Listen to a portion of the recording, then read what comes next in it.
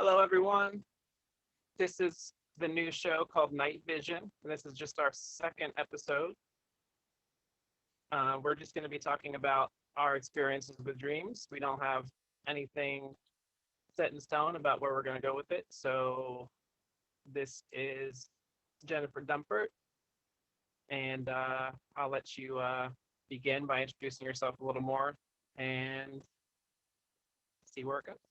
Great. So, as the man says, my name is Jennifer. I am an author and speaker. I talk about dreams of all sorts. I specialize in liminal dreaming. This is my book, Liminal Dreaming. Liminal dreams are the dreams between waking and sleep. Hypnagogia is you're falling asleep, and hypnopompia is you're waking up. And I'll probably talk a lot more about that. Mr. Escort here, Escort to the Afterlife, and I have been communicating on social media for some time. He sends me great stuff, and is clearly somebody who's really tracking the field. So I'm interested in hearing about what else you're tracking in the dream field. One of the great things about being a writer is that people send me stuff all the time about what out there is interesting that's happening. So it turns out to really be a wonderful way of gathering information about my own field. I've been an avid dreamer my whole life. A lot of my earliest memories are dreams, which is sort of how I got into this work. I've been doing it about 20 years, writing and speaking, although specializing in the liminal dreaming for 5 or 6 years. Cool. Yeah, that's really cool. I don't think I've really seen anyone else who focuses on the liminal dreaming as much as you do. It's surprising to me that so few people do, frankly. Yeah, I know it's always a big thing for me because there's so many like layers to it, and there's so many times where maybe I think I've already woken up, but really I've just kind of like woken up into a layer that's closer to being awake, but it's not actually awake. Yeah, so that's the morning. That's hypnopompia. So Yeah, hypnos right. is the god of sleep, and pompos is going away from, like pomp and circumstance when you graduate. And that's the so in the two states that are between waking and sleep, the hypnopompic is that state when you're waking up and it's very drifty, and just like that experience you have where you're like, oh no, I'm thinking, oh wait, no, I'm not thinking, I'm back in a dream, Yeah. and it really layers. And people who are pretty avid dreamers, or people who have really long or slow circadian rhythms, really have very rich experiences in hypnopompia. That's about 30% of the population. About 40% of the population has really short or fast circadian rhythms, and those people actually rarely experience hypnopompia, and also have a hard time remembering dreams. Those people actually tend to have really rich hypnagogic dreams. So between waking and sleep, hypnos again, agagos, and going toward. And for people, but people will often say to me, why don't I remember my dreams? My partner remembers their dreams. There must be something wrong with me. And I'm like, mostly it's probably your circadian rhythm, which we inherit. You're born with your circadian rhythm. You can change it, as people with little babies or night jobs know. But it takes a lot of work to change your circadian rhythm.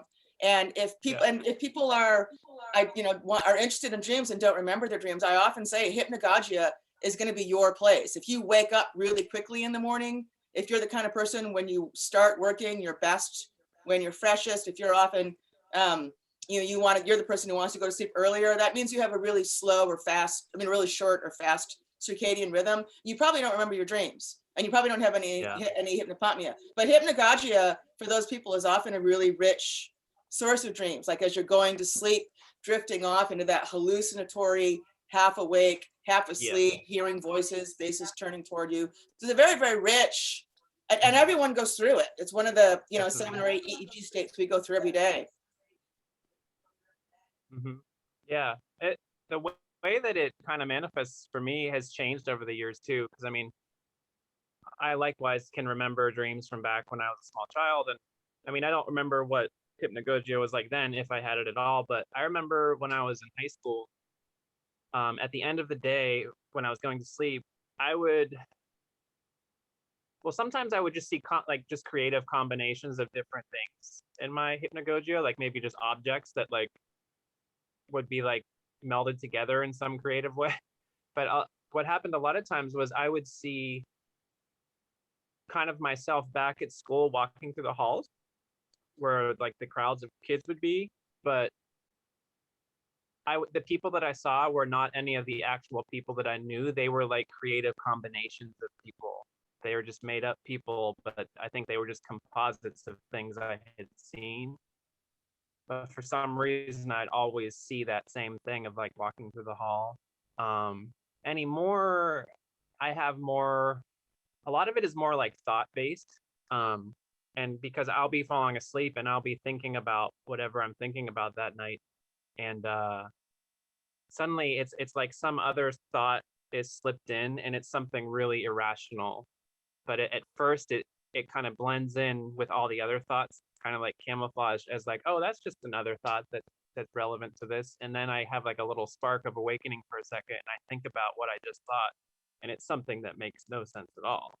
It could be like, oh, I have to, buy 8 cats tomorrow and fly them to Japan to put them on an island. Like it could be something totally random.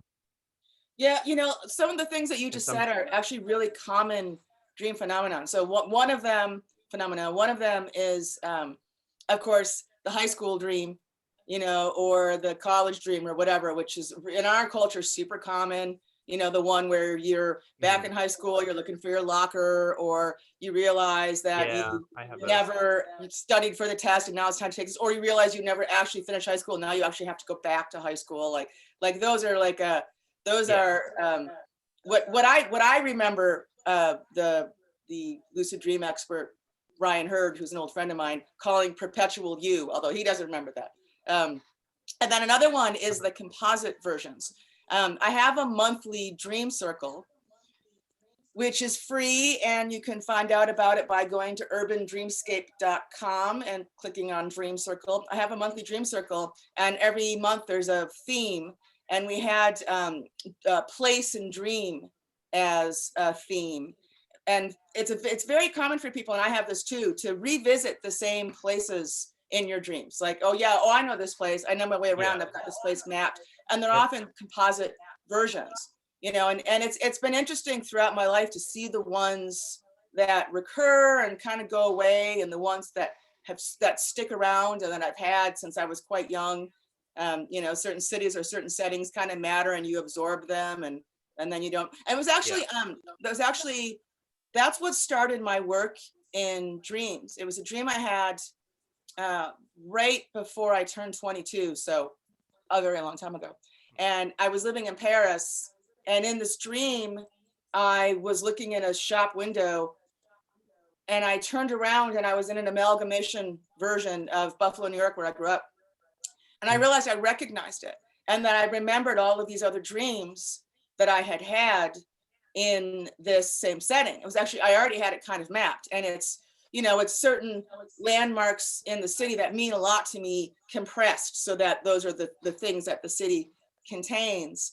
And it's very interesting because, dreams often come preloaded with a memory, right? Like for me, sometimes a dream is just a snippet of something that happens, and the real action in the dream is just the memory that comes with the dream. So it's like, yes, I'm a Victorian woman who was married off much too young and moved to some other country, and I have magical powers that I'm keeping hidden from everybody, and then just something happens. But most of the dream is just the backload of the memory that I have, which I think is so fascinating.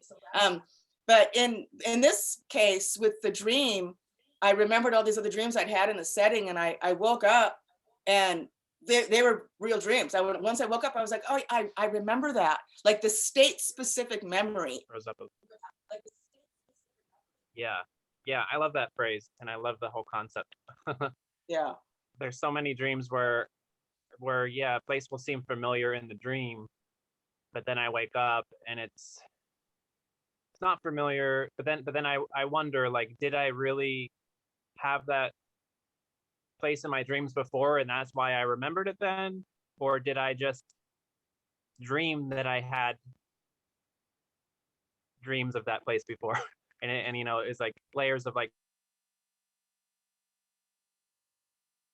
memories. The false memory thing is like fascinates me because there's so many of those I have. And sometimes they might be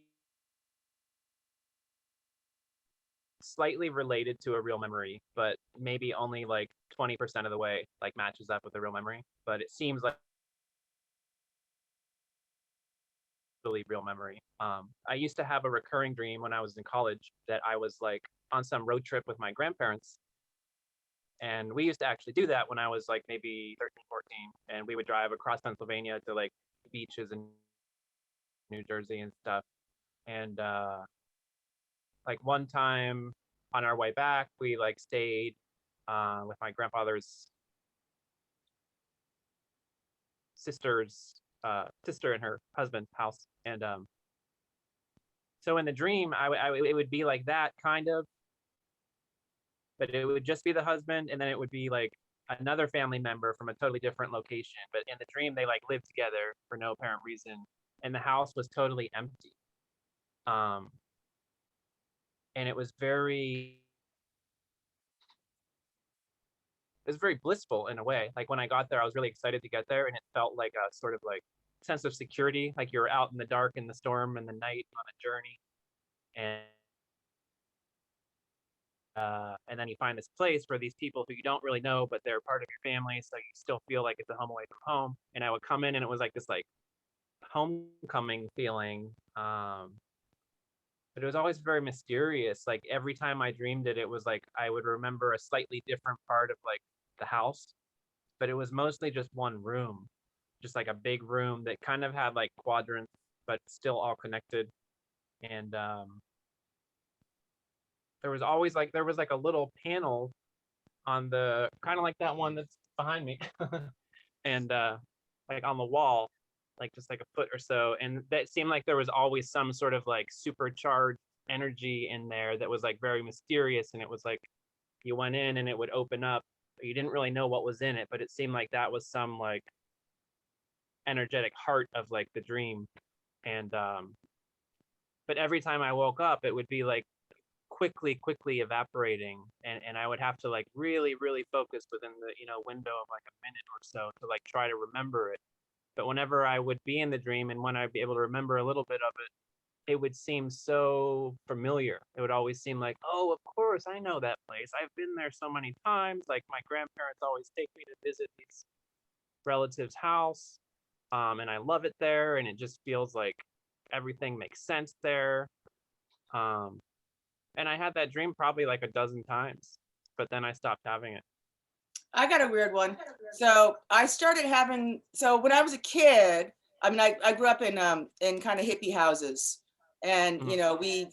as a kid, we were living in Buffalo, but I remember driving cross country, and we went to Big Sur and camped there when I was a little kid.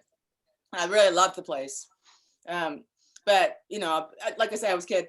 Anyway, I had this recurring dream that I had been having my whole life. And in the dream, there's like a gate that goes into a forest. I go through the gate into the forest, and then there's this house. It's a bright aqua house, and you go out, and there's two porches on the first floor and the second floor, and they come to a really like a point, and you can go stand on the top point and look down and see the second point, and then down into the water, like this porch extended over the water.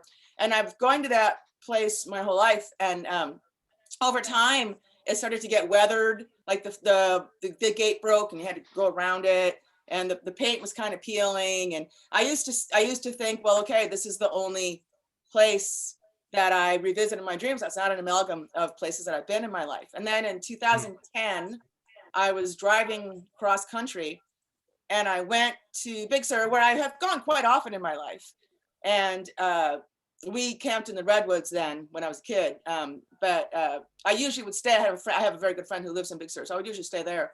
But in this trip, I was in my VW, and I was like, well, I'm going to camp. And I went in, and I was like camping in the redwoods. I'm going, this is lovely. This is where we went when I was a kid.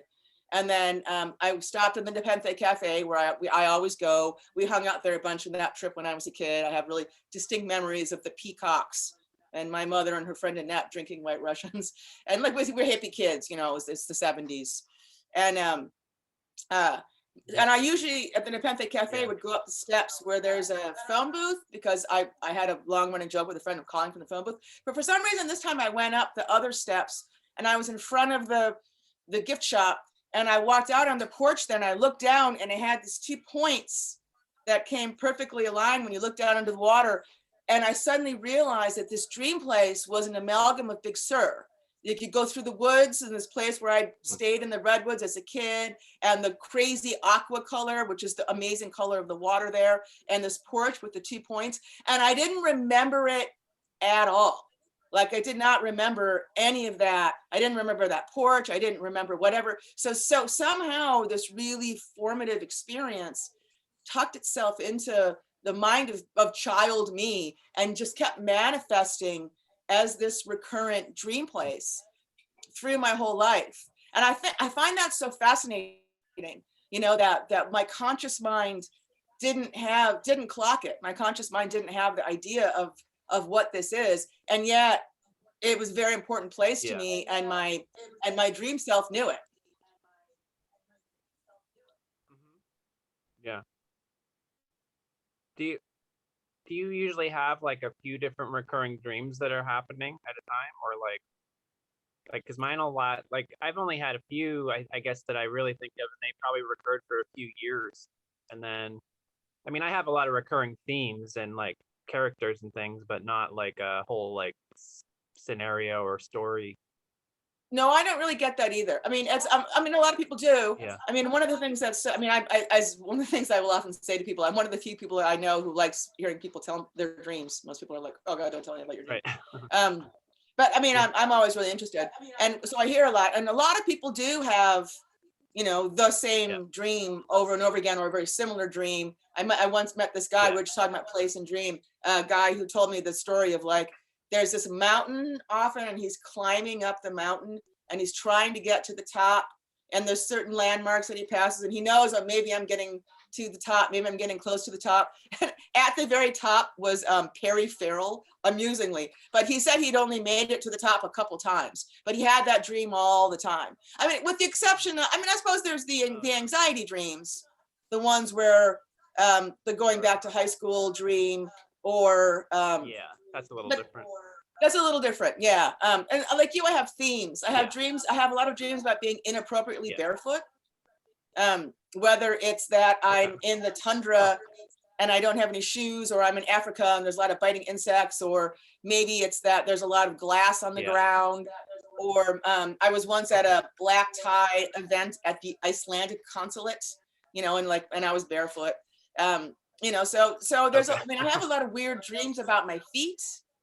I'm not sure what that's about. One of the ways I work with this is I haven't had that. Yeah, it's a weird one. I haven't actually met anybody else who has this one.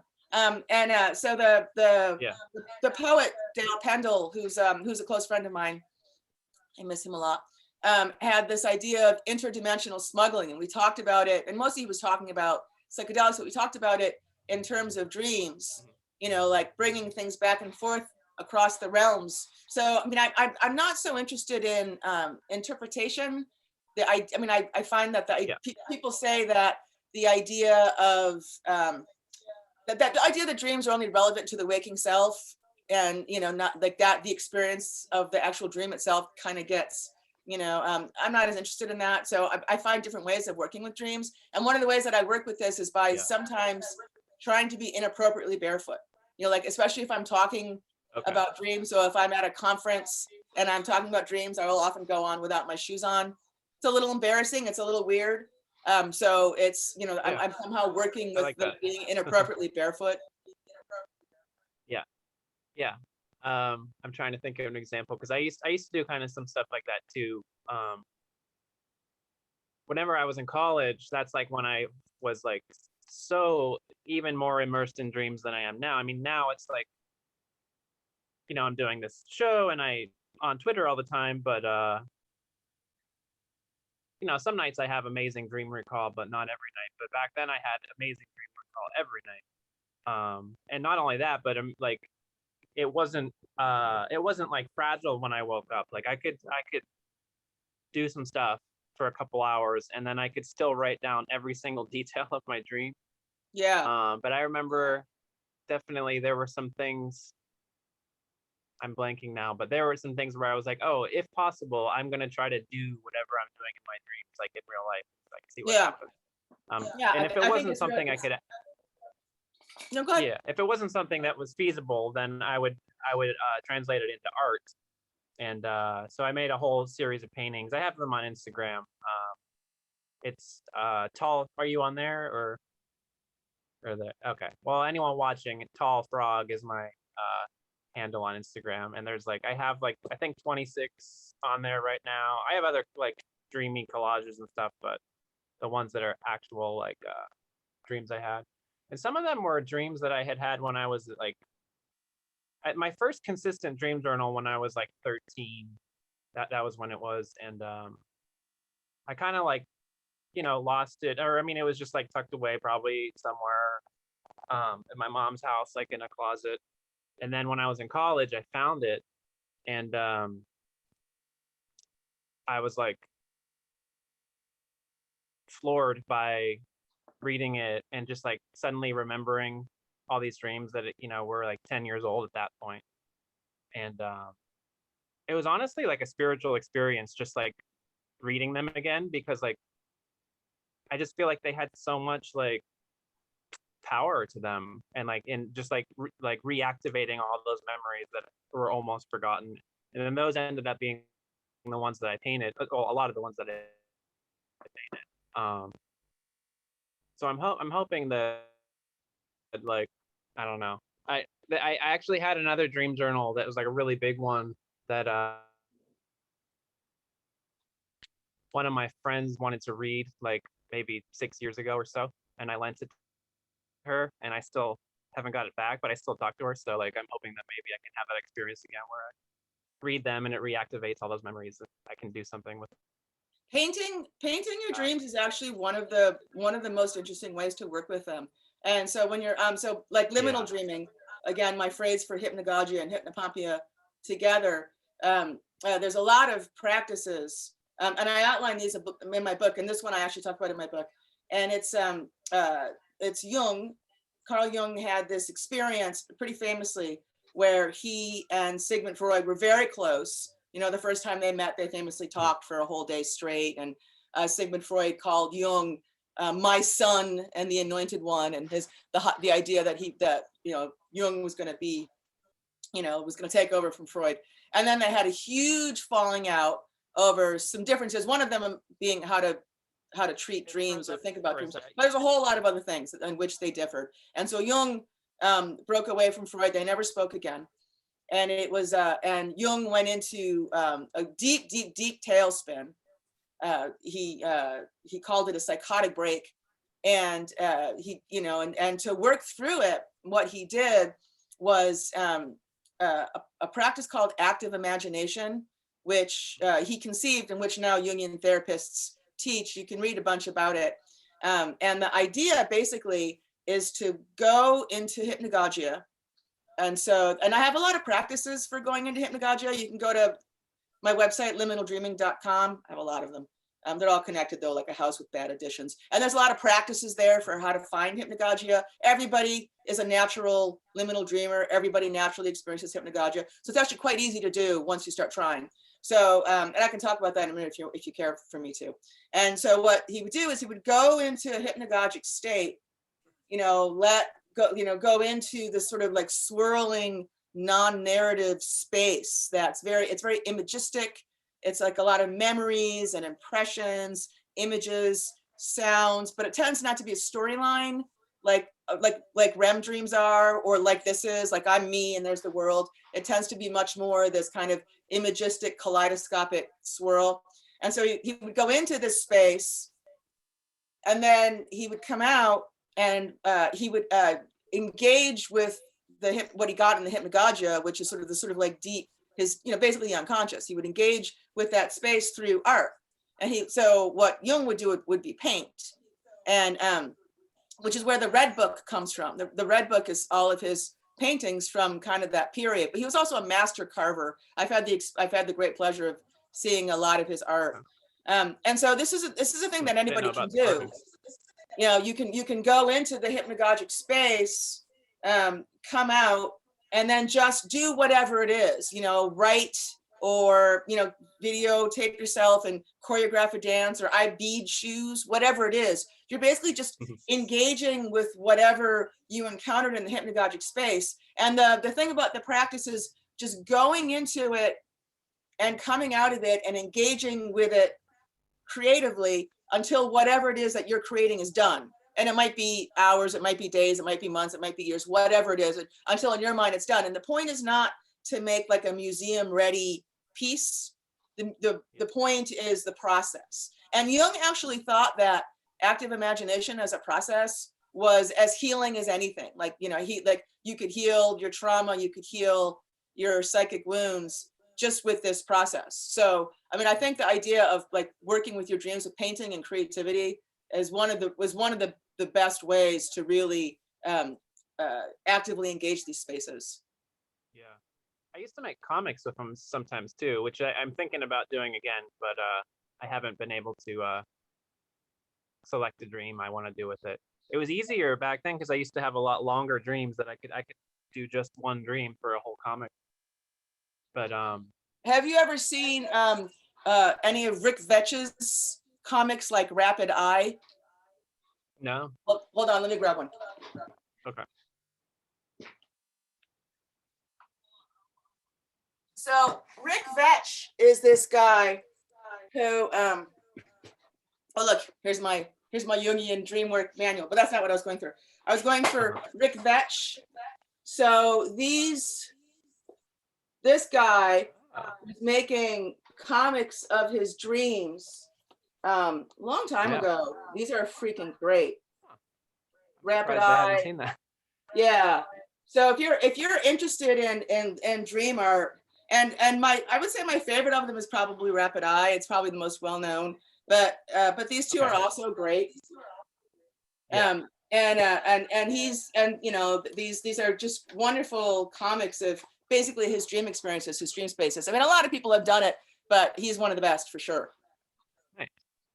Have you ever had a hypnopompia experience where you feel like sometimes like I'll think that I'm awake already, but I'm not, but I'll feel like my body is starting to float, and I'll feel like it's starting to kind of like sometimes like spin around, or maybe like rise up and like go around the perimeter of the room or something. And I think, wow, how is this happening? And then I wake up and realize, you know, of course it wasn't really happening. I tend to have that more in hypnagogia than in hypnopompia. Oh, okay.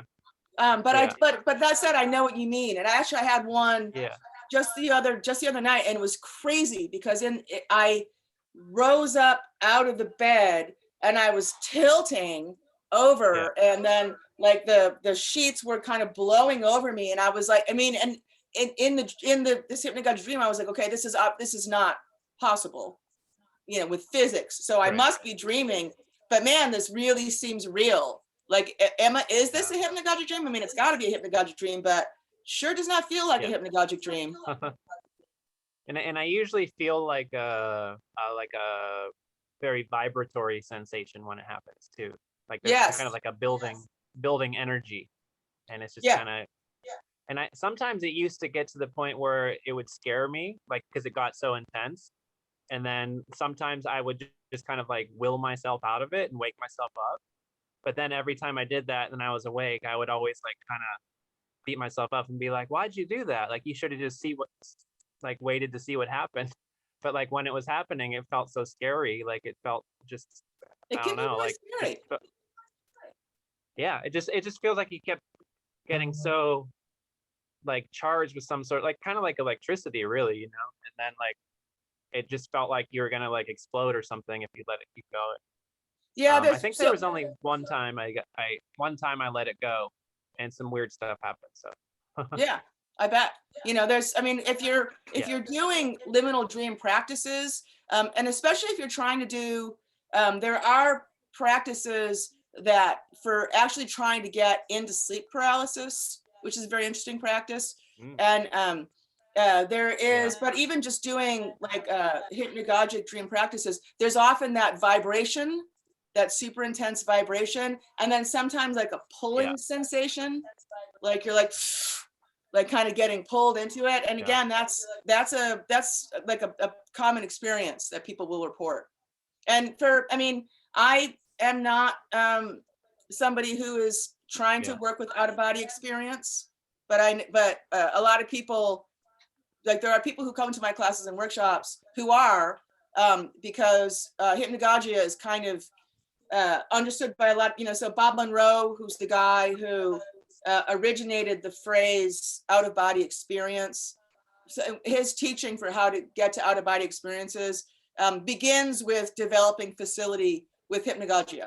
The first thing is to get good at getting into hypnagogia. And then from there, there's a lot of practices that are to bring you into the out of body experience. So the getting up and floating around the room kind of thing. Yeah. Wow. I've never heard of someone trying to get into sleep paralysis deliberately. It's always, I've only had it maybe like 3 times, but it was all when I was like a teenager. So I'm always glad I don't have it anymore. And I used to have dreams sometimes where I was paralyzed too, or like the dream where you're trying to run.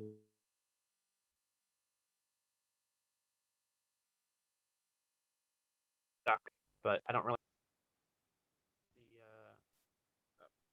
been kind of spotty on the connection still, but yeah, another one of my recurring ones that I had for a few years, but not really anymore. I was kind of in some sort of maze-like scenario. So it kind of felt like a game, but it also felt more important than a game. Like it felt almost like a matter of life and death or something like that. And I had to find my way through this very complicated structure with all these different hallways and doors and things. And the first time I had the dream, it was like overwhelmingly complicated because there were just so many places to go, but I felt like it was like a time limit. And I didn't even know why or where I was trying to get to, but I had to do it. And then every time I had the dream in the state specific memory state, I like remembered a little bit of like how to get to the end. Like I'd remember some of the different turns and doorways and halls and stairs and things I had to go through. So every time I did it, it was like a little bit easier. Like maybe the second time I did it, maybe I remembered the first 10%. And then the third time I did it, I remembered like 20 or 30% of like how to get through until like the last times I had the dream, which was, a few years ago. But I felt like I knew my way around, but it would still always get a little bit confusing towards the end. And at the end, I would be in like this warehouse space, and there was just kind of like junk everywhere. And I would walk to the opposite wall from where I entered, and there was like a big vault type door. And I had to figure out how to get through the vault door, but I didn't know how. And I always like was kind of like I lost the mission right at the end. But there was one time where I got through with the help of someone else, and it was like my boss at the time, but he was there, and he like it was like a combination, since it was like a vault, like you had to know the numbers, I guess, like the right sequence of numbers, and he knew it, and he like pressed the buttons, and then I got through. And then once I got through, I was outside, and it was like a very like idyllic sort of like paradise, like courtyards and fountains and like just really warm sunlight, and everyone there was just feeling like very intimate with each other, like in a very sensual way. Not anything that was like explicitly sexual or anything, but just kind of like people were just like not having like a lot of clothing on, and they were like just kind of like cuddling essentially, just like just peacefully sitting around this courtyard and just kind of like being very affectionate towards each other, just kind of like hugging and cuddling, and just it just felt like was taking care of each other. So it was like a really cool like sort of switch from like this very stressful may figure out. And then out of the 10 or 12 times I had the dream, there was only one time I got through. There's a very famous the Tetris experiment where they were one of the of course dreams are so poorly studied. Of course they're difficult to study. They're getting a little bit more attention these days, but there's a pretty famous study called the Tetris experiment. And one of the main thoughts now in the science community about why we dream, or at least one of the things that's happening when we're dreaming, why we dream is such a massively complicated question. I don't think there's one answer to why we dream, but one of the things that's happening when we're dreaming is that it's helping turn our short-term memory into long-term memory. And so there's a pretty famous, the Tetris experiment, where they would get people to play Tetris all day, and then they would let some people sleep kind of uninterrupted dreaming, and they interrupted the dreaming of some people, and they had some people who had amnesia. It was a complicated study, but basically they realized that the people who were learning to play Tetris during the day and then dreaming about it developed a greater facility at Tetris. And so, the idea that you're actually learning your way through something, or learning your way around something in a dream space is kind of not at all unusual when you consider that. In terms of actually getting into sleep paralysis, there's some reasons that people do it. About 4% of the population is deeply affected by sleep paralysis, regular sufferers of sleep paralysis. Again, Ryan Hurd has this great book. I keep all my dream books by my desk so I can do this. There's this great book called Sleep Paralysis by Ryan Hurd. And if you're somebody who suffers from sleep paralysis, you should definitely get this book. There's also a chapter about sleep paralysis in my book, in Liminal Dreaming. And one of the, so for people who regularly experience sleep paralysis, and when I'm talking to a crowded room, often I'll bring up sleep paralysis because in many ways it's a liminal dream phenomenon. And I'm always scanning, because there's always someone in the room going, there's always somebody who really has this experience. And one of the things that Ryan talks about is that the best way to deal with sleep paralysis is to learn to get yourself into sleep paralysis. And then once you're there, to let your curiosity, basically to explore the space, to become familiar with it, so that it stops being such a frightening experience. Yeah, I'm trying to imagine how you would deliberately enter it. There's a few different ways. There's an exercise in my book, which I mostly got from Ryan from this book. So there's really light dose melatonin sometimes can do it. Yeah. If you're somebody who has it, but there are also practices that you can use to get yourself into a sleep paralysis. Another reason to do it some people are working with fear. Some people have bad dreams a lot of nights. When I'm teaching liminal dream, I'm often teaching hypnagogia, because it's hard to teach hypnopompia because you have to have been asleep for a while, to go into it. But you can teach people hypnagogia, how to go into hypnagogia quite easily, because it's just the space between waking and sleep. So when I'm talking about hypnagogia, when I'm giving classes or workshops or whatever, they always include a yoga nidra session that I lead in an attempt to get people into hypnagogia. And some people in hypnagogia have fear. Some people have frightening experiences, and people say to me, "God, what do I do about that?" And the answer is, if that's you, then that's the work you have to do, right? If there's that fear that's lying in your subconscious, or in your unconscious space, then that's really work that you should do. So learning to get yourself into sleep paralysis. Working with fear is very real. It was one for me that, as for so many people, the pandemic was had a lot of bad dreams. I had more dreams in March, April, May of last year than I probably had in the decade before. I almost never had bad dreams. And a lot of people had bad dreams during the pandemic. Deirdre Barrett wrote a book about it even. There's a lot of articles about it online. I was going to write about it, but Deirdre beat me to the punch. She's so good. Uh-huh. She's so disciplined. Yeah. But if learning to go, if you have frightening dreams, learning to go into them and work with them and experiment with them is an important way of delving into the the fear that's below the surface of the consciousness. Yeah.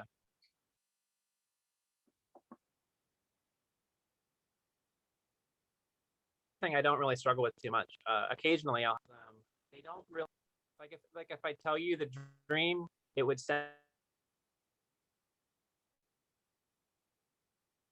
worse than it was when I experienced it. Like there's I'm normally like kind of I'm maybe in control or I'm lucid, and I know that it's like not a big deal.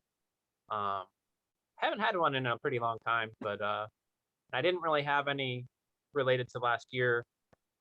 But sometimes I would have dreams just about like evil spirits, and but it was weird because like at least in my memory, waking memory, I never really remember seeing them. I don't really remember ever like I don't think I could ever describe one, but in the dream I just kind of like know that they're there, I guess. And I normally become like a sort of exorcist in my dream when I have That's those great. dreams, where I just kind of like I kind of just like command them out. I feel like I'm normally like commanding them out of like a building or something or my house or something. Um, and it's interesting because like it always it always takes on like a very um,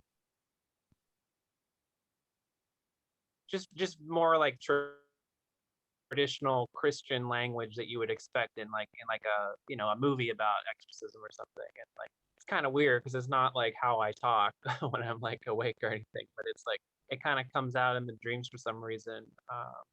But yeah, I don't know. I'm normally and I like sometimes I'll literally just like say the Lord's Prayer or something, and it like scares the demons away or something. But then sometimes if they're like stronger ones, I'll feel like they're trying to like scramble my memory of what the words are, and they're trying to get me to like mess up the words or like the sequence or something.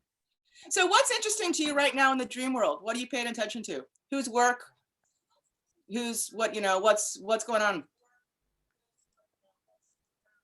Whose work? Just the Twitter, your dream, your My dream a day. I've been tweeting a dream a day for 11 years now. No, I haven't really been reading.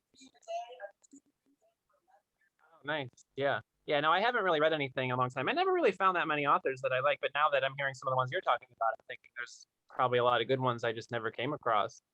But yeah, I don't know. I mostly just go through the Twitter and stuff, and yeah, I'm trying to think of. I'm just interested in decoding some of my dreams and picking up on some of the recurring symbols and characters. Yeah. I noticed over the past year, my sleep was a little bit choppy, and like I work late, so I don't get home until like you know at least 10:30, sometimes later. Um, if I stop anywhere after work, but like so I stay up to about 2 every night, and then ideally You're I a like slow sleep. circadian rhythm person. Yeah. Sorry, go on.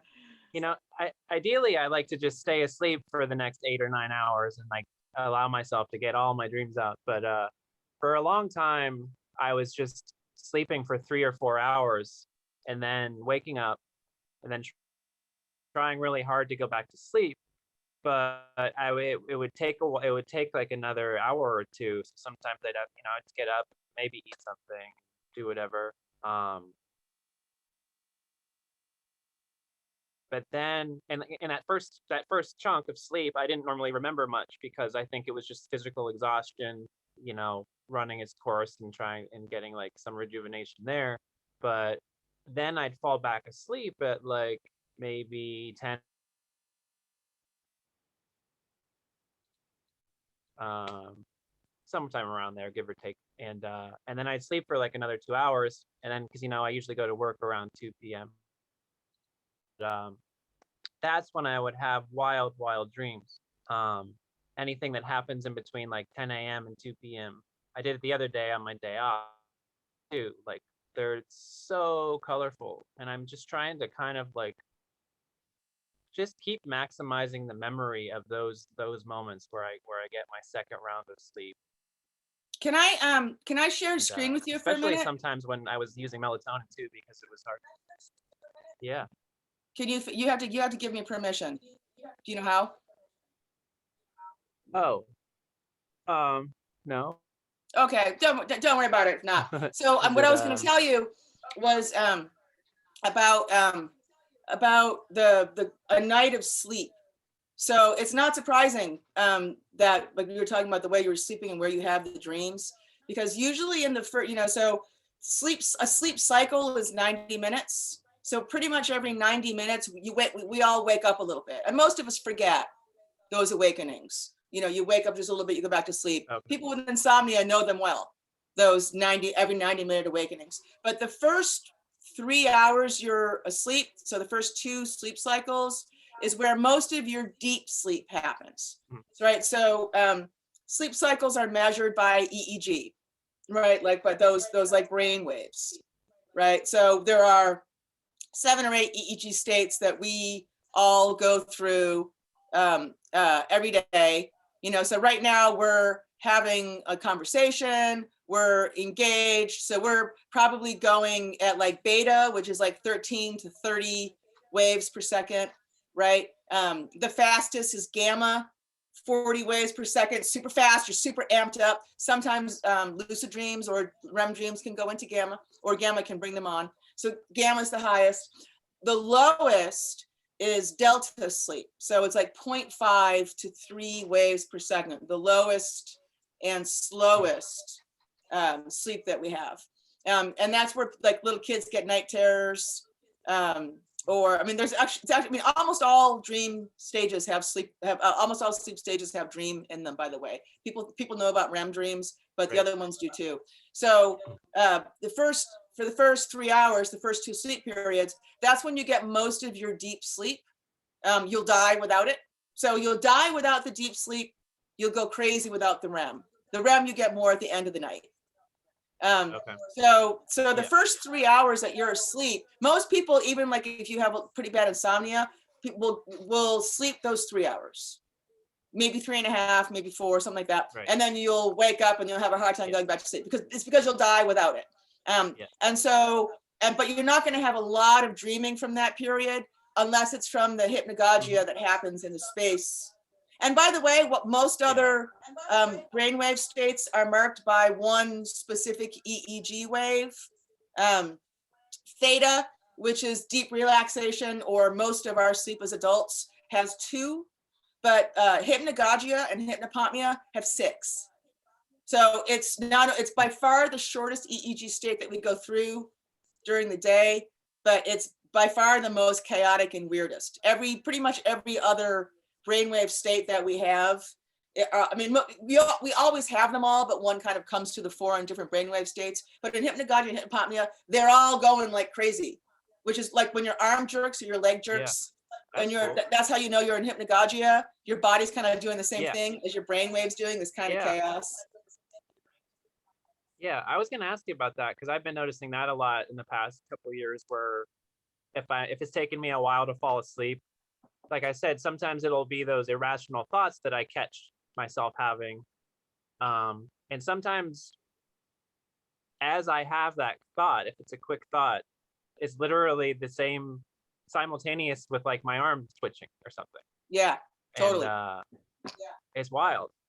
Because I'm sitting there thinking, oh, I'm so awake. I want to fall asleep. I'm so awake. And then out of nowhere, I twitch and I have a crazy thought as I twitch. But why do you think? Why do you think we do that? Also, like when seeing, a flash of ourselves falling. Like, because I do that. Like I'll see myself slipping and falling. Yeah, feeling of falling, which is also hypnagogic. Yeah, when you have that feeling of falling. Yeah, exactly. That jolt. Yeah. I've always had that. Everybody does.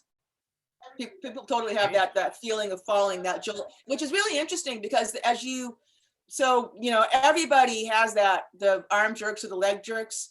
They're called myoclonic jerks or hypnic jerks, because it's hypnagogia. Um, Yeah. and then that feeling of falling, and everybody has it, but it's the more you're sort of going in and exploring your dream space, the more you start to get the opposite, like what we were talking about at the beginning here, was that feeling of floating. That feeling of floating or going up, which is absolutely the opposite, right? So it's either falling or floating. Yeah, true. Yeah. And I'll actually see myself falling. It's something different every time, though. Sometimes it's downstairs. Sometimes it's like on ice. Sometimes it's just like, I don't know. I stub my toe or stumble on something. I don't know. It's strange. Yeah. Do you often? Because I also, another topic is like I always dream about things that then in one way or another that seem pretty obvious that it'll happen to me the next day or that week or something. Yeah, And I definitely have a lot of people who come to me to talk to me about, yeah, their precognitive dreams. It's, and yeah, that's a realm of strangeness. yeah. But we're at the top of the hour. So Okay. I just want to give a little bit of my info. I'm going to remind again that my book is called Liminal Dreaming. And you can find me on Twitter as @Onerifer, ONEIROFER. Onero is Greek for dream. Fer is what most people call me, Jennifer, FER, Fer. Yeah. You can find me on Facebook as Liminal Dreaming, and you can find me online on my website at liminaldreaming.com or urbandreamscape.com. And then finally, if you want to listen to me talking through my hypnagogic dreams, you can find me on SoundCloud. Oh, cool. I just look up your name on there. Yeah. It's been great talking to you today. Great. Yeah, yeah. I'm a big fan of your tweets. Thank you so Yeah, much. thank you. Thank you so much. You're welcome. See Bye. you on Twitter. Goodbye. Thanks everyone who has made it this far. This is Joel Brown logging off. Oceanic Master on Twitter and Paul Frog